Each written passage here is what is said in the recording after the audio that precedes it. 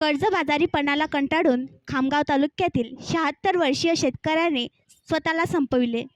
खामगाव तालुक्यातील कदमापूर गावातील एका 76 वर्षीय शेतकऱ्याने कर्जबाजारीपणाला कंटाळून गळफास लावून आत्महत्या केल्याची घटना उघडकीस आली.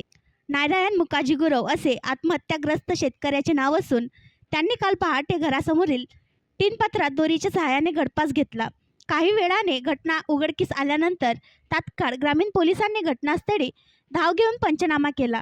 नारायण गुरव यांनी कर्जबाजारीपणामुळे आत्महत्या केल्याची माहिती त्यांच्या कुटुंबियांनी दिली. गुरव यांच्या शेतीवर असलेल्या कर्जाचे हप्ते थकले होते. नवीन पीक कर्ज मिळणार नाही या चिंतेतून गळफास घेऊन स्वतःला त्यांनी संपवले.